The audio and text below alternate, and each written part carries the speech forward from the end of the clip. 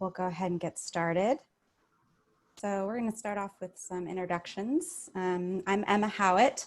I'm a licensed professional counselor and currently the acting director at Shalom Austin Jewish Family Service. And I'd like to welcome you to our webinar today, Adjusting to the New Normal in an Age of Uncertainty.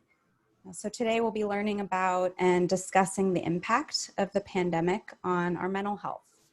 And I'm pleased to introduce JFS therapist Lee, who will be guiding us through this very important topic. So Lee is a clinical social worker. They graduated from the University of Texas at Austin School of Social Work with their master's degree in 2014.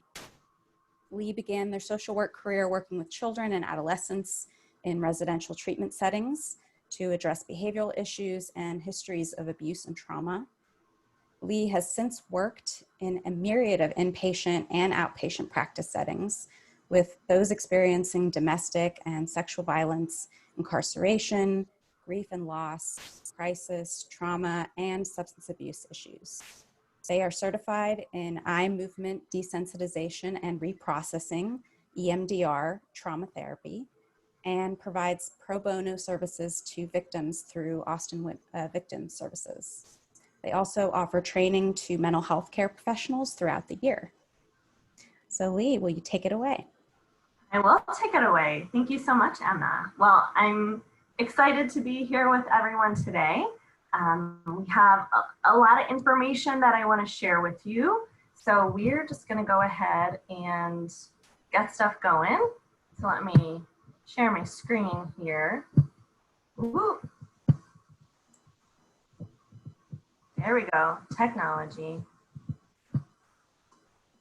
All right, so adjusting to the normal in an age of uncertainty. We are in unprecedented times. I heard someone recently say, I really miss precedented times. And I gotta say, I also miss precedented times. But there are a few things that I wanna go over today. So basically just understanding how a global health crisis is impacting our mental health. And a big part of that is how our brains are responding to it. That affects our developmental stages, emotionally, psychosocially. And that also comes back to grief and loss. And then I do want to also talk a little bit about the connection between anger, sadness, and fear that a lot of people don't recognize. I really want to make sure that we can validate and understand why we're responding in ways that we may be doing before we talk about what to do about it, right? We want to know what's going on first. But then definitely talking about self-care routines, healthy life habits, creating coping skills, how to hold compassion for yourself, which can be very difficult at times. And then also how to find support from others and give support to other people. So let's go ahead and get started. So first is trauma in the brain. I immediately thought of the old commercial from the 90s. This is your brain on drugs. Well, this is your brain on trauma. I did a presentation for some teenagers and I couldn't use this reference, but I'm hopeful and I'm guessing that most of you are catching it right now, which I am very excited about. But really, trauma really scrambles things up. So I am not a neurobiologist. I'm a licensed clinical social worker, but I do know some things about neurobiology and how trauma affects the brain. And really with trauma, I have a pretty wide scope of what I would consider trauma to be.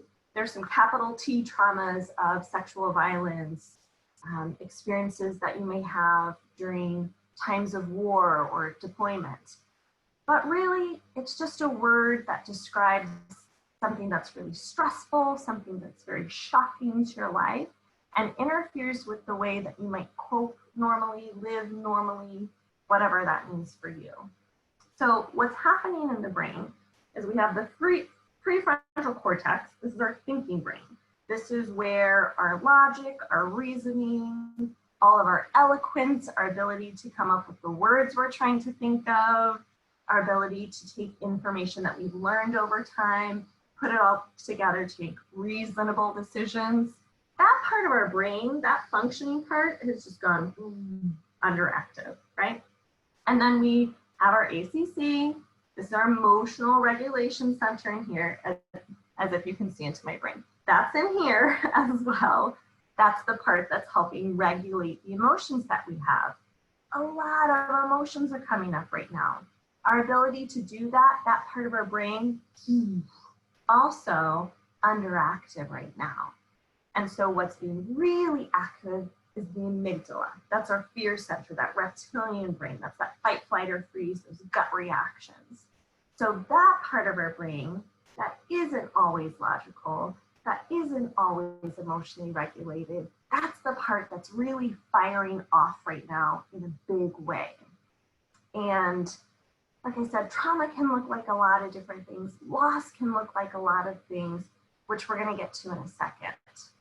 So with our smart brain parts and our emotional brain parts going down and our fear center going up, it looks like a lot of different things. So increased stress, worries, depression, anxiety, difficulty with focus, forgetfulness, sometimes that foggy brain.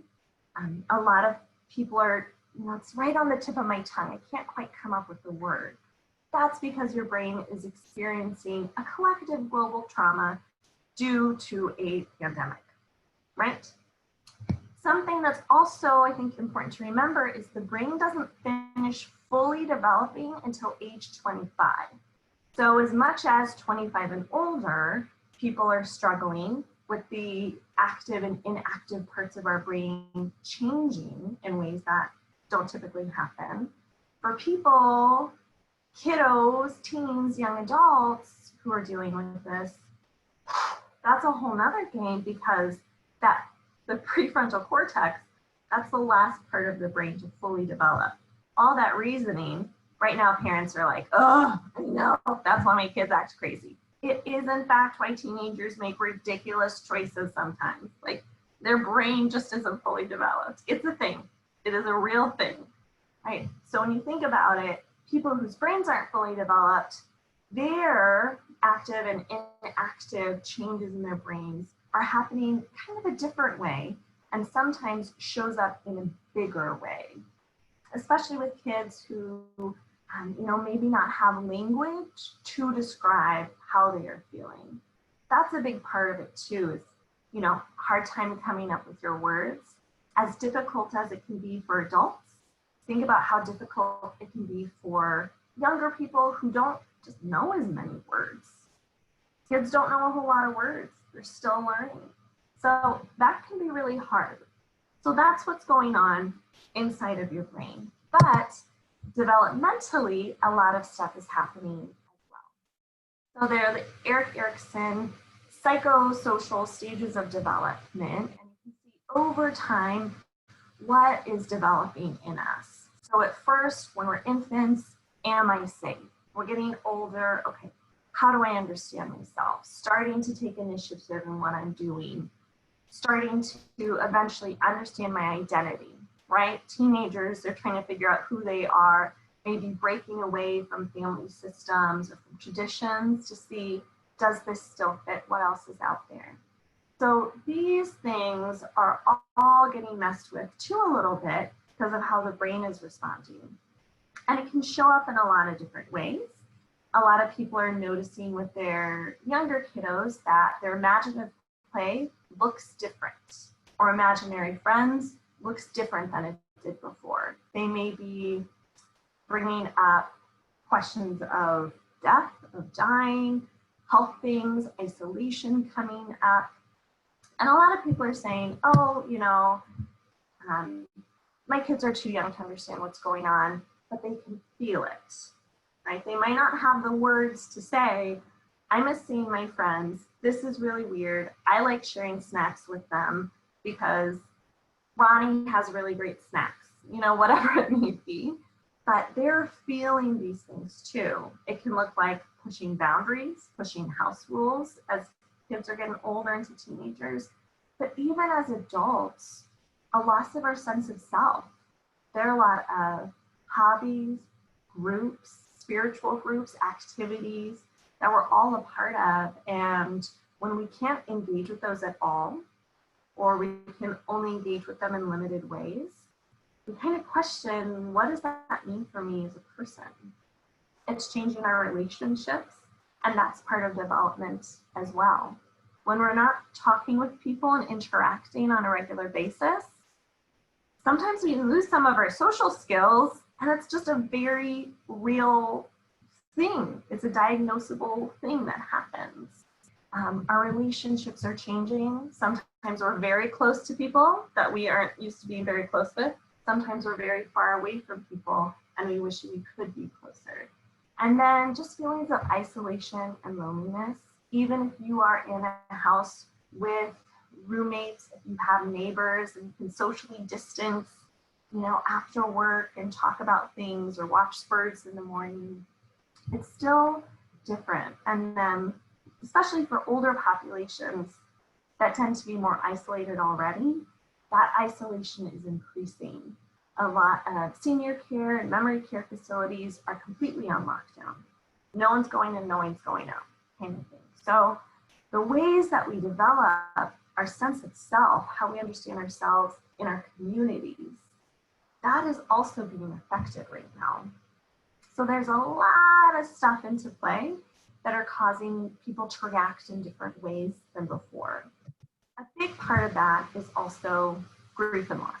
So there are the 5 stages of grief and loss: denial, this can't be really happening; anger, this is happening; bargaining, but if I did something different, would it be happening? Depression, it's happening. And then acceptance, it's happening. What do I do now? The thing is, though, there are many losses that we are experiencing, and we may be in a different stage of grief and loss throughout that. And, going through a grief process, it isn't just, oh, I did my denial, check, moving on. I've done my anger now, check, moving on. It's not so clear cut. And, research shows behaviorally that, generally speaking, people go through a denial process, an anger, a bargaining process. But in reality, it feels a whole lot like this sometimes, right? When we are mixed up, when we are hurting, when we are grieving a loss, whatever that loss may be, it can feel real mixed up and jumbled, and our emotions are all which ways. And that's just how grief and loss works. It's a tough process, and it's important to give yourself a break on that a little bit. And I also want to say that loss can look like a lot of different things. Loss does look like illness and death, and that's something that comes up in a global health crisis that is bringing on illness, that is bringing on death in very large numbers. But there are also everyday losses that we're experiencing.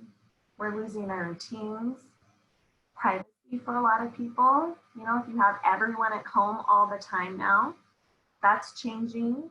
Financial security, space, distance that you choose to keep from people, from strangers, from family, from friends, the community, milestones, people who are graduating, whether it's kindergarten or high school or college or grad school, that's a huge milestone. People who have weddings, that's been a big thing. Even funerals, there's a lot around birth and death, a lot of rituals and a lot of meaning in our culture. And that's a loss to not be able to experience that and engage in those rituals in the way that you were before. I think a big part of it is also just future plans. Safety, feeling safe when you're going out. And really it all comes down to certainty, right? We're living in an age of uncertainty, and it's anticipatory grief that we would call it. So kind of waiting for the other shoe to drop kind of feeling, and kind of feeling like things are shifting around, right? So for a long time, it was like, okay, for like the campus, with the JCC, with the campus, okay, we're shut down for this time, and now it's this time, it's indefinitely, and now we are opening limited, and like we don't know, even with stay-at-home orders. It's like, okay, South by is canceled, People had very large responses. Then it was a stay-at-home order for 2 weeks, different 2 weeks. And then it's extended, and then it changes. And then I could go on, right? But we don't know what's gonna happen next. And because this is a new crisis, there isn't a lot of information, and that can be really scary. So that uncertainty is that anticipatory grief. I think it's important to remember that your losses are the losses of all the people around you. This is not just you, this is a global experience. The way that those things show up, the way that they present, may be different though, depending on who someone is and what their life situation is.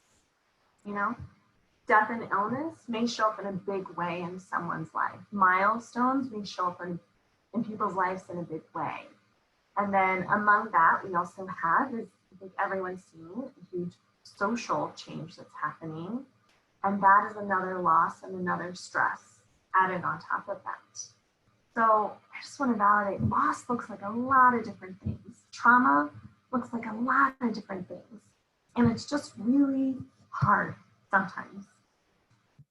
But the thing to remember is what they call the 6th stage of grief, finding meaning. Pardon me. So to live is to suffer. That's not such a nice thing to think about, right? To live is to suffer, but to survive is to find meaning in the suffering.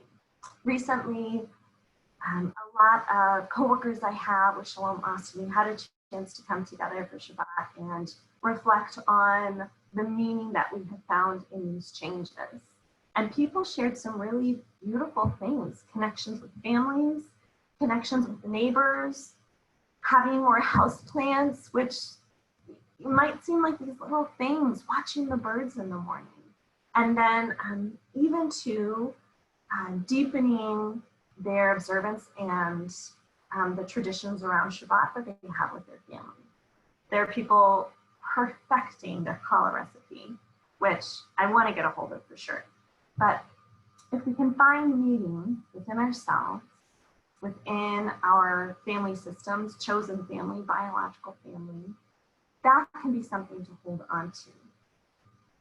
So I really encourage you, when you have that time of reflection, and Shabbat is a perfect time to do that, to put away the media, to dim the lights, to come together as a community. I really encourage you to see where can you find the meaning. And I also just want to pop out there the relationship between anger, sadness, and fear. I thought this was such an amazing quote when I found it. No one ever told me that grief felt so like fear. And it comes to that fear of uncertainty. But really, anger is just a mask for fear. I think a lot of people are getting angry right now and having those gut reactions. Part of that is your emotion center, your frontal cortex, your amygdala are all activated in different ways than normal. And anger can be really powerful, really meaningful, and call us to action and raise us to things that are necessary. But it's also important to remember that underneath that is really fear, sadness. So if you notice yourself having those gut angry reactions, or you notice that around others, it might be nice to take a time of reflection. Maybe it doesn't happen in the moment, but if you can take some time later and figure out what's the emotional message behind this. So a lot of times anger comes out as blaming. You made this worse. Okay, well, what's the fear behind that? I'm afraid that I don't have control over the situation. A lot of times absolutes come up. You're always like that. You never listen to me. Well, what are some of the fears? I'm afraid that our relationship isn't going to change. I'm afraid that I'm not important enough to you, that you care what I have to say or what I'm feeling. And then a lot of times we turn it towards ourselves with those self-deprecating comments as well. I'm never going to get it right. Well, what's the sadness? I'm really sad that it hasn't worked out before, and I'm afraid it's not going to work out in the future. So as these emotions are coming up, a lot of times in our sadness and fear, it presents and it pops up initially as anger. And that is completely valid, but it can be important to look back for yourself and with others of what's that hurt on the inside that that's coming from. So those are some things to keep in mind of just why am I reacting the way that I'm reacting, or why are the people in my life reacting the way that they are reacting? This is the kind of impact that a global health crisis has on our minds, our development, our communication, our feelings with ourselves, right? But what do we do about it? It's all good and fine to know that, oh, my brain is responding differently because of trauma, global health crisis, but what do I do about it? And it's very much, you got to take care of yourself before you can take care of others. Like on the plane, you got to put on your mask before you put someone else's on. Or now you literally put on a mask before you go outside and then help someone else. But you got to fill up your own cup. You got to take care of yourself first. A lot of times with self-care, people talk about, they have bath bombs and a spa night. They're having wine with their friends, maybe going out for a really fancy meal, getting out of town. Those are great things. Those are so much fun. I highly recommend them in a safe way. But what if you created a healthy life for yourself where you didn't feel like you needed to escape all the time? And so self-care is really about creating daily habits for yourself that help you feel better in general. A big part of that is sleep hygiene. Sleep, sleep, sleep. When we are stressed and worried, sleep can get a little wackadoodle, but if we can work on a sleep routine, it can be very helpful. So going to bed at the same time, waking up at the same time the next day. That can be hard, but trying to keep that for yourself. And keeping some sort of sleep routine. We can really train our brains to go to sleep when we want to. We can let our brains know that decreasing stimuli, TVs, phone screens, lights, all of that's very stimulating for our brain. So if we can decrease stimuli 20, 30, 15, 10 minutes before bed, whatever you can do in your household, you can kind of decrease stimuli, put the phones away, and then just a few things. That way your brain starts to know that, okay, I washed my face, I brushed my teeth, I put on my PJs, I read part of my book, it's sleep time now. And over time, your brain is really good at learning these things, and it will know, oh, decreased stimuli, face, teeth, PJs, reading, time to go to sleep. And with any of these things, you just gotta keep up with it, right? If you fall off the horse, just get back on, right? So that can be a good one. Eating healthy, I say healthy-ish foods. People talk about eating healthy and healthy lifestyles, but we are also all human, and sometimes you just really want chips. And that's okay if you really want chips, and chips taste really good at that time. By all means, have some chips, have some ice cream. Give yourself a break on that one. But, get some good food into you as well. That's a good way to take care of your body. And the way our body feels, the sleep that we're getting, and our mood all just go together. So if you can get one of them on track, you can kind of start reeling them all back into a healthy place. Work out. People think of workout and they think of going to the gym or going for a long run. If that is your deal, awesome. There are a lot of classes that you can access. With Shalom Austin, we have a lot of virtual services. You can get onto our JCC Austin Fitness group on Facebook. You can join into classes there. Do it at your own level. Do some stretching. Have a dance party by yourself or with other people or virtually. That's a healthy way to move your body. Even being intimate, that's a healthy way to move your body. Get some blood flowing, get your heart rate up, whatever that might look like for you, because it's going to be different. And then engaging in coping skills. What are coping skills even? I think people think of like, I just meditate and take deep breaths and do yoga. Well, it looks like a lot of different stuff. Really, a coping skill is something that helps you feel better. Grounding techniques are about bringing you to the present moment, can be super helpful. Grounding can look like a lot of different things. When you are really upset, being in the middle of a room, when you already feel like everything's all mixed up, and then there's stuff all around you, you don't know what to look at, literally being by a wall or sitting on the floor, literally grounding yourself can be really soothing and very helpful in that moment. Mindfulness practices are about bringing yourself to the present moment. So doing a simple mindfulness practice, for May, we did Mindfulness May in connection with the fitness with Shalom Austin. And so there are some meditations that you can go back to and look at different mindfulness practices. Hobbies are great. Do you like woodworking or cooking? Awesome. There's been a lot of talk in social media about what are the new hobbies, what are you learning during your time at stay-at-home or quarantine? It's okay if you didn't learn a second language or learn how to play guitar. That is okay, right? When they say, oh, what are you learning? The big skill that everyone is learning right now is how to survive during a pandemic. That's huge. That includes so many things that you are learning, right? But if you already have a hobby and you can deepen that, or maybe join a friend or a partner in doing something, that can be great. It's also something to practice in real time. If you are having a struggle moment, by all means, engage in the coping skill.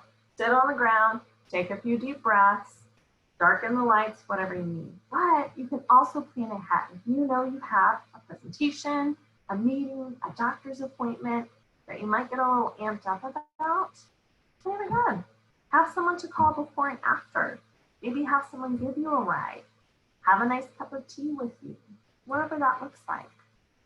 And then communicate as best you can. Keep with those I statements instead of you need to do this, saying I feel a certain way, I am having a struggle, and what that looks like. And they always say clear as kind. Rather than kind of moving around, just saying how you're feeling, saying what you need, saying what your struggle is, can be really powerful in taking care of yourself. I think there's a lot of pressure right now to help out with with the social climate, with the political climate, with the health climate. There's a lot of pressure to do more. And by all means, do what you can. But self-care is about giving yourself permission to pause, right? If you have an empty cup, you can't pour from that. Also, water is just great for you in general. Treat yourself like a houseplant. Get yourself some light and some water and a good conversation, right? If nothing else, treat yourself like a houseplant. But sometimes you engage in coping skills and it still doesn't feel like enough, and you're still having a struggle. Compassion, compassion, compassion. A lot of times, it's not that hard to extend compassion to another person who is struggling, giving them some space, giving them some time. But when it comes to our own struggles, it's hard to find compassion. We tend to be our worst critics. People see what we are, we see what we aren't. But try to be realistic with yourself in that moment. I'm a big believer, and I tell people all the time, do your best every day. Every day, do your best. But recognize that your best looks different every day. Your best pre-pandemic is going to be different than your best during a global health crisis. Your best on 4 hours of sleep is going to be different than your best on 8 hours of sleep. Do your best, but know that it's going to look different every day, and that is okay. I also saw from Boss Babes ATX, and they were talking about, you aren't just working from home, and I thought it was so powerful. You are at home during a global health crisis with all of, or maybe none of, your family or loved ones, away from your routine, your normal office, and you're attempting to work in a way that you've never done before, right? Recognize this is different, this is hard. And it's not about feeling great all the time, it's about feeling better. Feeling great all the time just doesn't happen. We're human, it doesn't happen, and that's okay. If you're having a hard day and your uncomfortable emotions or your stress level is at an 8 out of 10, I do not expect anyone to go back to a 1 or a 2 or a 3, right? If you're at an 8, a 7.5, and then maybe down to a 7, then maybe to a 6. It's just about feeling a little bit better. And realistically, sometimes when we're in, I call them our dark and twisties, when we're in a hard spot, sometimes feeling less bad seems more realistic than feeling good, than feeling better, just less bad. A big thing is also connecting with others. Sometimes in our hurt places, we just retreat into nothingness. That can be helpful for a time, but find that support. Other people want to help you, you know, whether it is a family member, a friend, a fellow congregant, whoever it may be, people want to help you, right? Just like you want to help other people. And then I also always recommend to connect with a therapist. There are a lot of different ways to find a therapist and start working with them. For someone who hasn't been to therapy, it looks like a lot of different stuff. It may be learning about coping skills, learning about healthy communication, processing your feelings. It is a space, confidential space with someone who doesn't have their own bias about your life and is there just for you to support you in feeling better, right? And being who you want to be. So I always recommend that can be really helpful. Something that can be helpful though is also supporting other people. It feels good to help. That's why people volunteer and do things like that. And it's important to check in on one another. Just like it might be hard for you to ask for help or ask for support when you are struggling, other people have that same struggle. So when you have a little extra something to give, emotionally, mentally, physically, yeah, it's hard to ask. But we are all going through struggles right now. And like I said, because of our identities, different things impact us differently. You know, right now, I think I'd be remiss to say that people of color are in a different position right now than white people, right? Like things are different right now. So some of those come into play as well, because we're not just one thing. We're not just our gender or sexual orientation or religion. There's so many things. We're multifaceted, which is awesome and wonderful and really hard sometimes, and that's okay. But just realizing that people are going to react differently, and that's okay. I think a lot of times we kind of end up engaging people. So they're, you know, they're in their place, they're in their absolutes, I'm never going to feel better, right? We've talked about absolutes, but instead of, oh, that's not true. Of course you're going to feel better. This is going to pass. Well, that's not what it feels like in that moment. So trying to say something like, it sounds like you're really having a hard time right now. And a golden standard is always, that sucks. I know it sounds ridiculous, but in that moment when someone is hurting and you're not quite sure what to say, just letting them know, like, that really sucks. That's awful. Can mean so much to feel heard and validated in that experience. And I'm going to say it again, you can also encourage that person to talk to a therapist.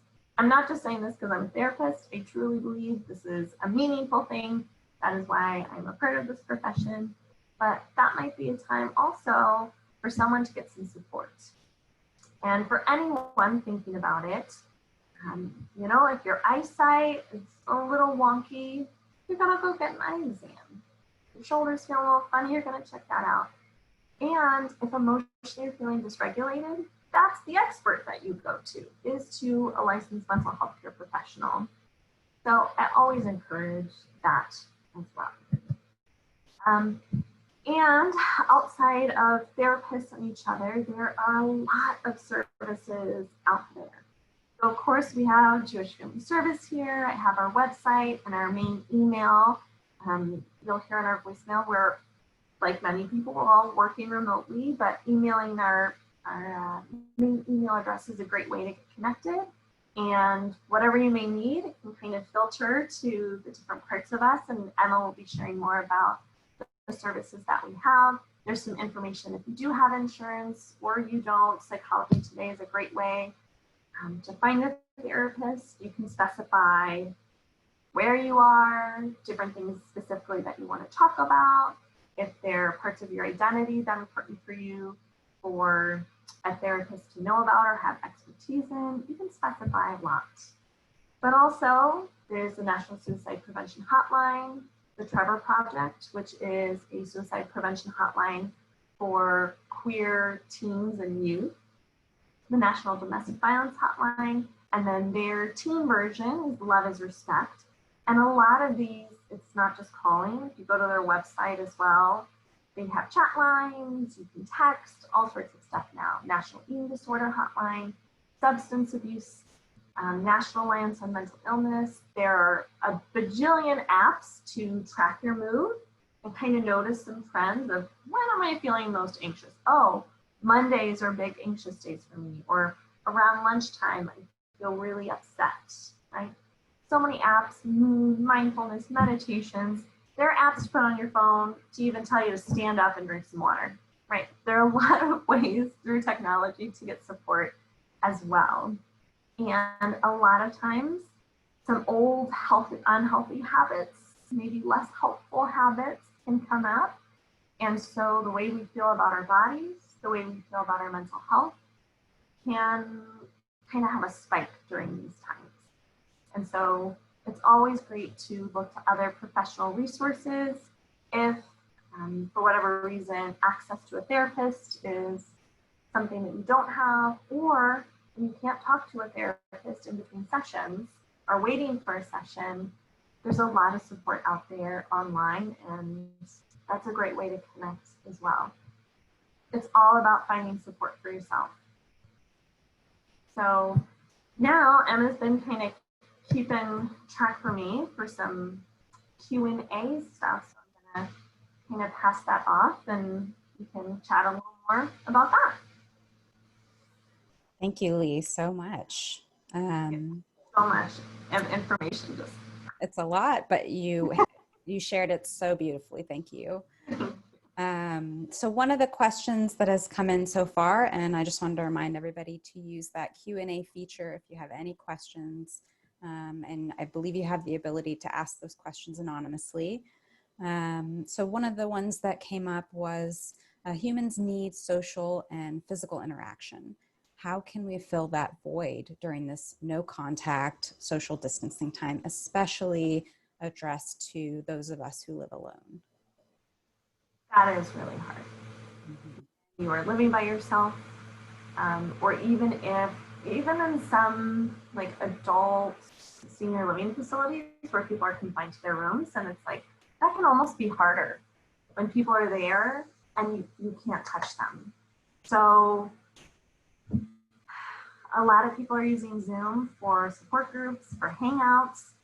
You can watch movies and TV with people, even making meals together. It's not the same. And I think part of it is accepting that it's not going to be the same, but getting what you can out of it. Even something like writing letters can feel really meaningful. Even a postcard, knowing that someone sat down and took time to physically write something out to you can be really meaningful. And then as far as physical touch, that is something that's really important. Offering yourself some physical touch can be helpful, especially in times of stress. People will use weighted blankets. You know, dogs have like thunder vests and things, the same thing with humans, to give yourself some release. If you are feeling upset, you can take a blanket, a sheet, whatever it may be, a jacket even, and really hold it across yourself tight, like, you know, wrap yourself in, rock around a little bit. That can be a way to have sort of a sensation like you might have a hug. And actually that kind of action of a hug or suppressing the central nervous system is actually what it is. It has a calming effect. Having people in a mask 6 feet away isn't the same. But I have seen people doing dance parties together or even partner dancing. I saw people two-stepping from a distance. And I thought that was really sweet. It's just a new way to connect. And I think part of it is accepting that you can't and finding ways to find touch and comfort in yourself. If you have a pet, awesome. If you don't, that's okay. I wish there were more, but some of this stuff is just, we don't have access right now, or it's not safe. It also may be something moving forward, things are opening more, but kind of having your own like bubble of people. So if you are feeling comfortable, if someone is being safe in the way that you're being safe, that you're comfortable with, and a lot of people say they're being safe, I would say question them on what that means. What does it mean being safe for you about washing your hands, going to the groceries, getting groceries, seeing other people, wearing a mask? But if you have someone, and you can kind of introduce one person into your bubble a little bit, you know, maybe see how that goes. And then maybe another person into your bubble. That can be something that you do over time as well to decrease some feelings of isolation.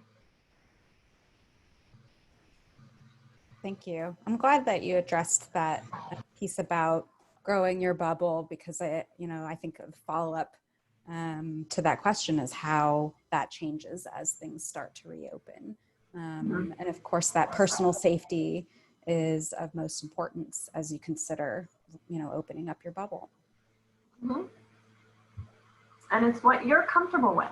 Also, people have very different comfort levels, and especially for people with lung, heart disorders, older, immune system, autoimmune disorders and things, that's a whole nother level. And that's just really hard. I just want to validate that that's really hard. It sucks. See? Golden standard, it sucks. All right. Well, I'm not seeing any other questions coming in. Oh, here we go. Let's see.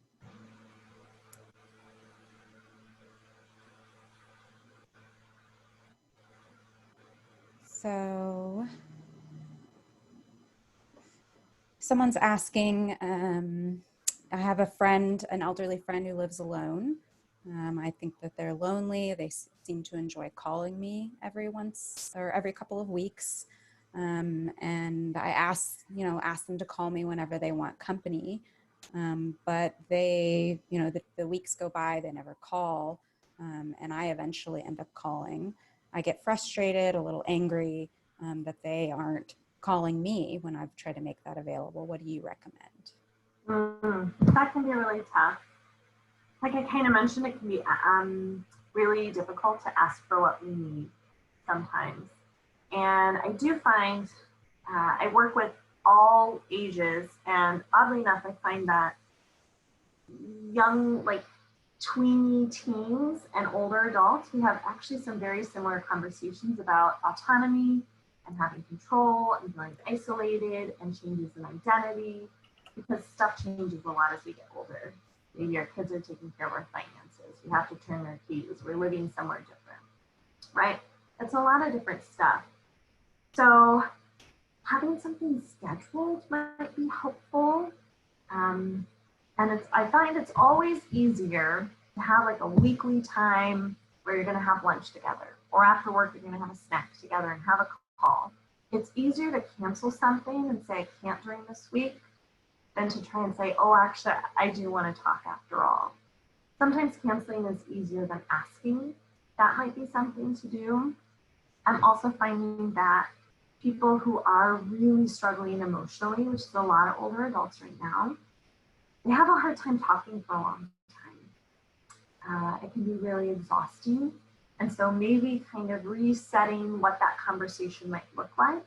They may want to talk about what's going on, or maybe keep it super light about a bird that you saw in a tree that was really cute, or the squirrels in your backyard, or something you watched on TV or Netflix, that person has seen. Sometimes keeping it light just so they have a connection point but they don't feel like they have to talk about that, can make it a little easier as well. Because feeling our feelings and talking about our feelings can be exhausting. Can be really exhausting. So that might be something that's helpful.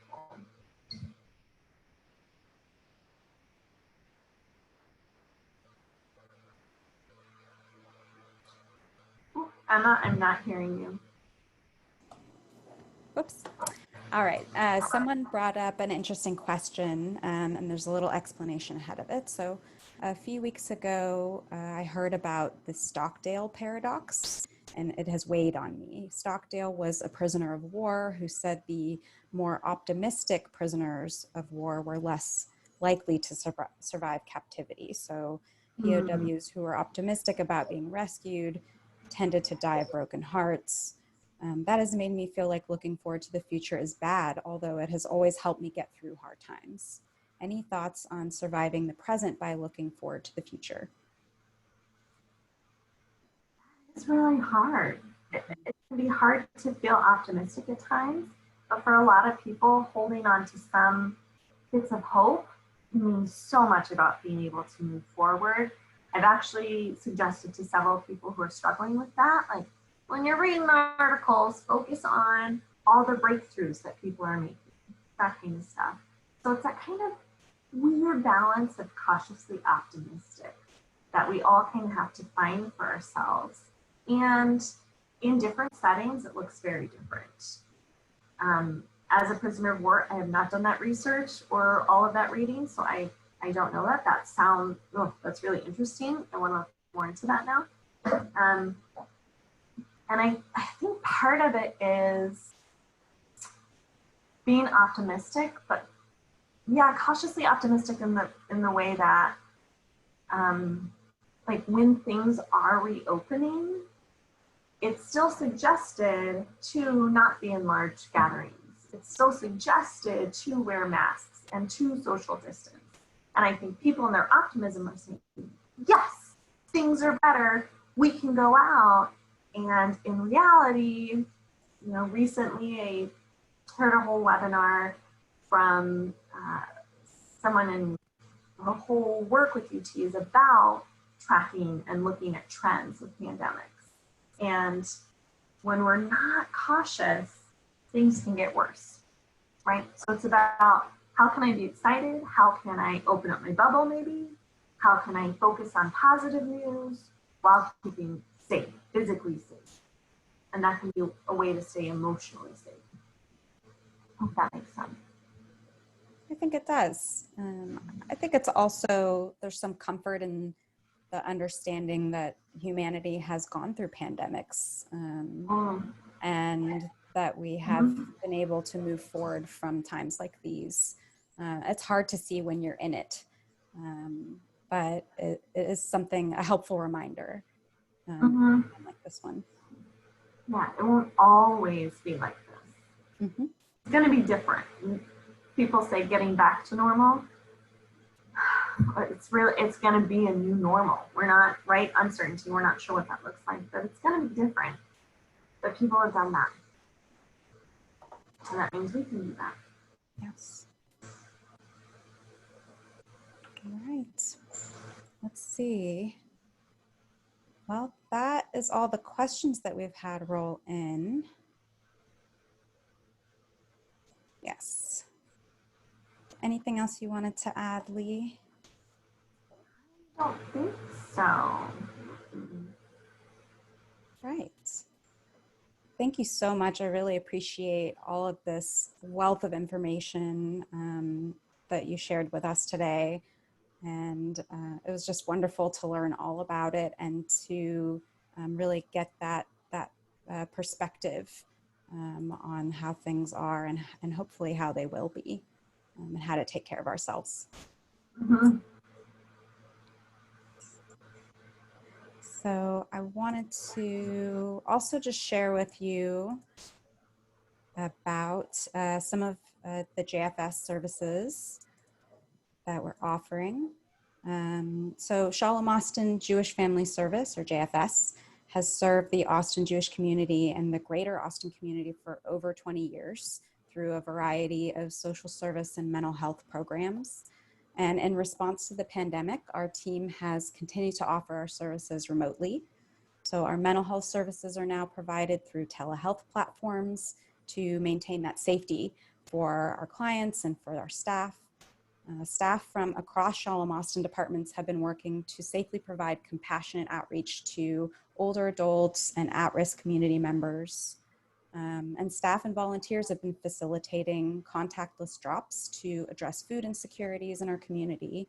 And we continue to grant emergency financial funds and assistance funds to support those who are having hardships during this time in this global crisis. So I just wanted to give you an overview and an understanding that JFS is really here as a safety net for the community, and we're here to help during these difficult times. That's our presentation for today, and I just want to give one more hearty thank you to Lee for putting together such a wonderful webinar. I'm glad I could provide this to everyone. And like Emma was saying, we have a lot of things. So please email us. Please leave us a voicemail. Please, visit our Facebook, our Shalom Austin web, whatever it may be. We want to support you in whatever that looks like. And if it's something that we can't do, we want to find you who can do that. Absolutely. Well, thank you so much for joining us today. And we have recorded the webinar, so we will be making it available on our website and on social media for future use and for future self-care. All right. Take care, everybody. Bye.